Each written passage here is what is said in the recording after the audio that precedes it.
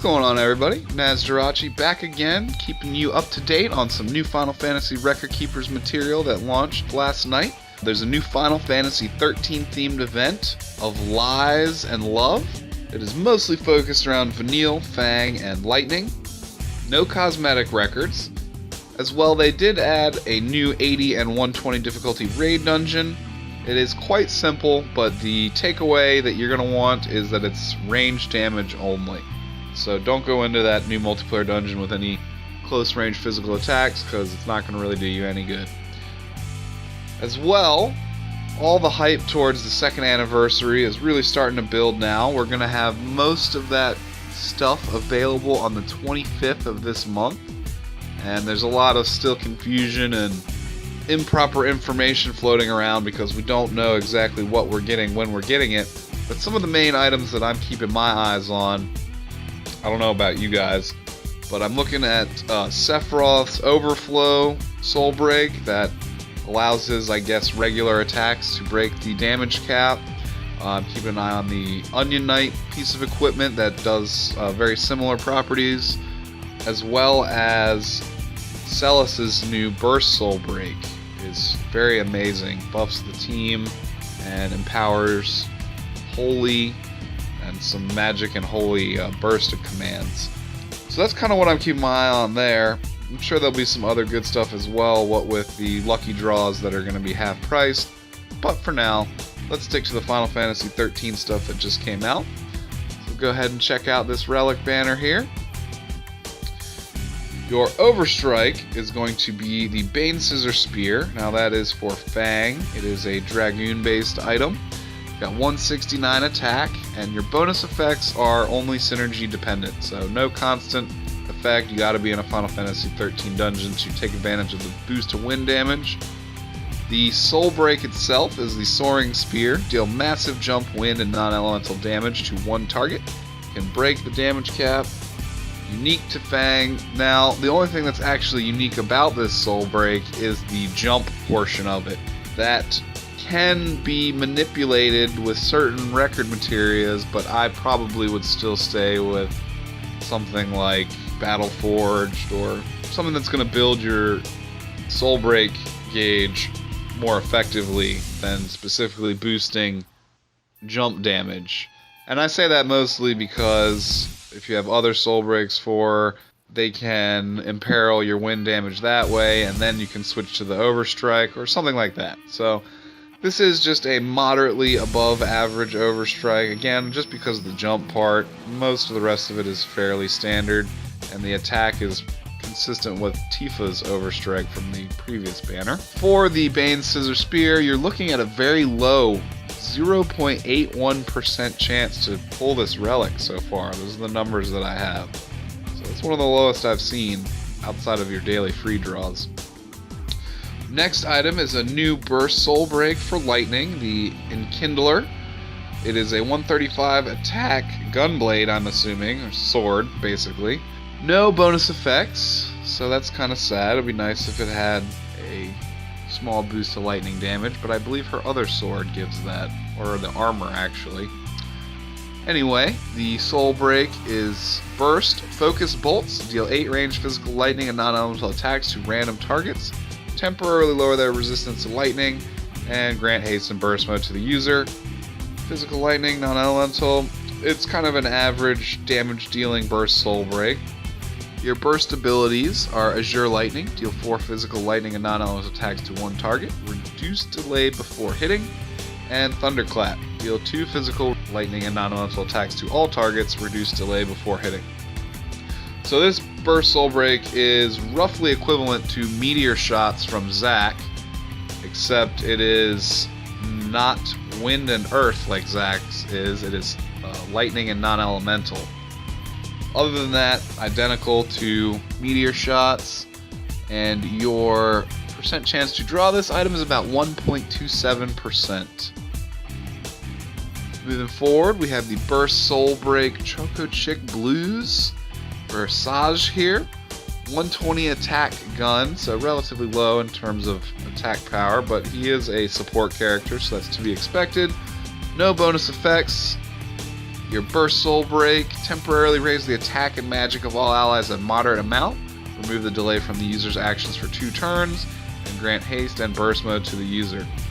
So this is a fairly good Burst Soul Break. Now it won't stack with Onion Knight, unfortunately, but it will stack with Shout, be it from Sid or Ramza, and other defensive buffs as well it'll stack with. So again, it is pretty functional, definitely good as a support Burst Soul Break.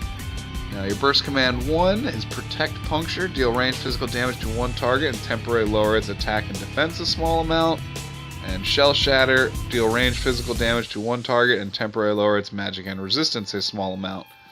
These burst commands are great for a support character because they're both a small amount. They will stack well with full break, and say if you have a penta break, you know, Barrett on your team for whatever reason, if you're doing maybe the support Nightmare dungeon for the 6-star support ability, you have your whole support team, then this will stack quite nicely.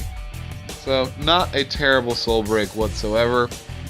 Your percent chance to draw this Regal's pistol is about 1.37%.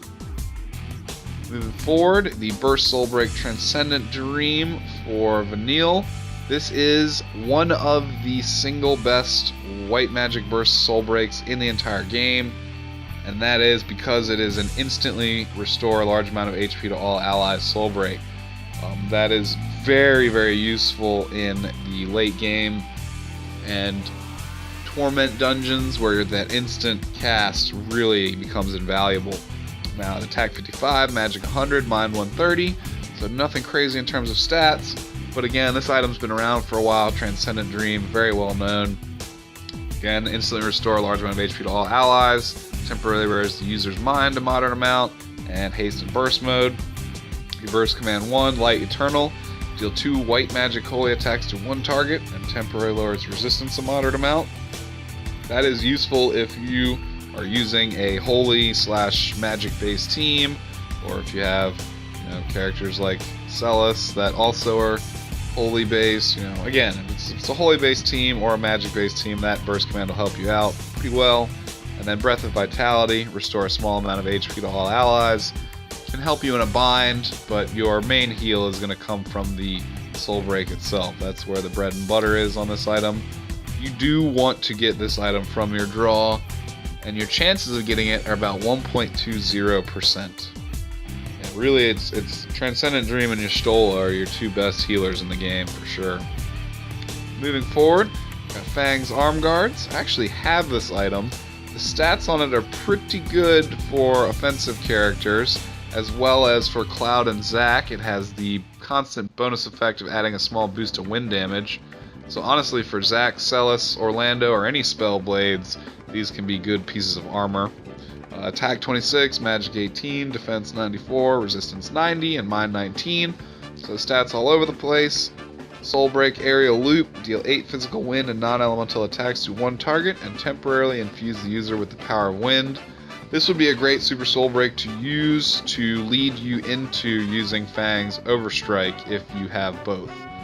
Obviously the infusing user with the power of wind, as well as if you're in a Final Fantasy XIII dungeon and the synergies all over the place with wind damage with Fang, you can be pumping out some good damage here. Again, I have these and I typically use them just for synergy on any DPS character or Spellblade when I'm doing Final Fantasy XIII content. Your chance to draw these is about 2.05%, so much better than a lot of the other items on the banner. Next Soul Break is the Canopus Amps, or AMPs. I don't know how you played 13 actually, so either way. Your next item is a gun for Saj again here. Attack 116, so even a little bit lower than his other gun. No bonus effects. Super Soul Break the Choco Chick, so temporarily raise the attack of all allies a large amount and enable them to avoid one magic attack. Good Super Soul Break for the Blink by itself, and the attack buff on all allies is pretty good. You're not going to want this as much as his Burst Soul Break, but if you're not using Shout or something like that, This isn't the soul break that you really want to get for Saj, but it is definitely usable if you use him or for synergy, Sid mission related support character activities. This could definitely come in handy just for replacing Ramza or Sid for Shout when you're going for that synergy for the Sid missions. Outside of that, it's not going to be quite as good as Shout, but the Blink also can find some good functionality in Nightmare Dungeons and other situations where you really need that magic blink. So, all in all, not a terrible item at all. You have about a 1.95% chance to draw this item. Next is Armor for Lightning, Etra's Embrace. 17 attack, 112 defense, 112 resistance light armor. Pretty standard for light armor. It also adds a small boost to lightning damage with no synergy required, so that is pretty good if you're building a lightning character. Super Soul Break Lightning Strike. Deal 8 range physical lightning and non-elemental attacks to all targets and temporarily infuse the user with the power of lightning. Again, this Super Soul Break would be great if you were going to use it to lead into her burst or lightning-based abilities and any other soul breaks you might have. I know that not all of her soul breaks are actually lightning-based, but this is a good lead-in item. If you happen to get this, it will definitely help. Just keep lightning well-rounded.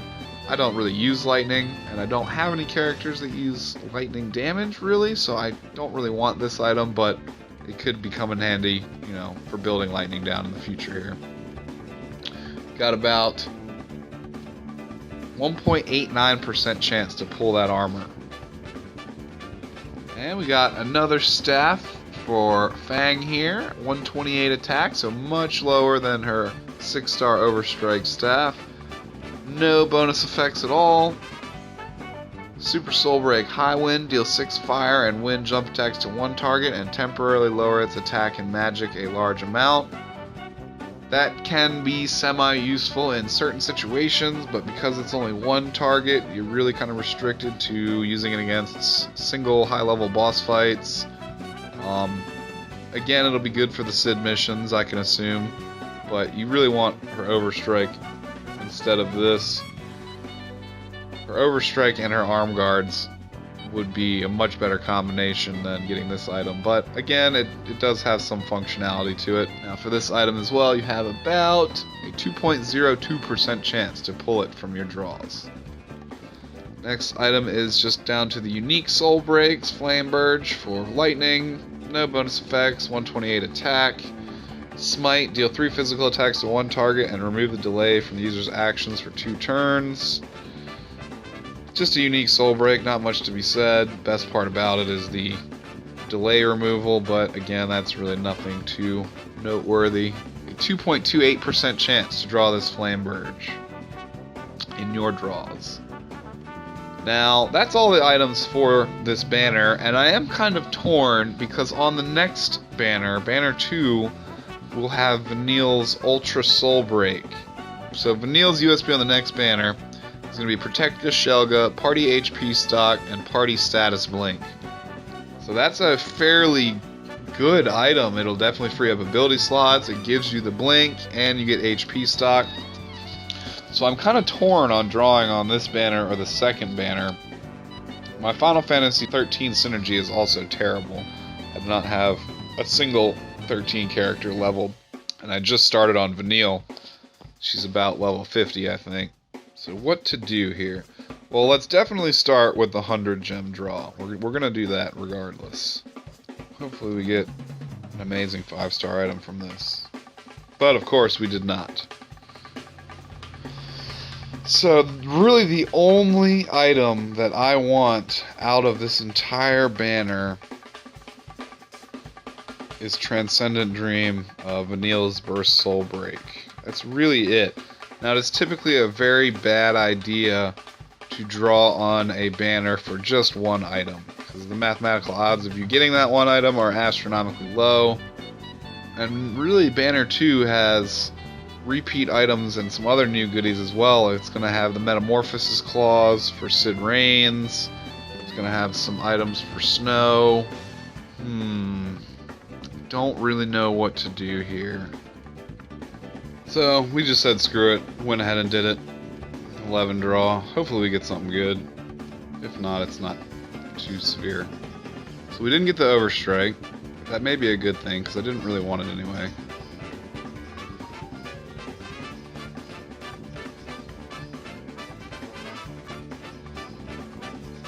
Oh, moment of truth. Garbage. Garbage. And I got it. Thank God. This is the only item I was shooting for. I did the draw solely for this item. Wow. RNGesus. Thank you. That's all I can say. Thank you, RNGesus. Anyway, guys, that concludes another episode of Nazarachi's Relic review here.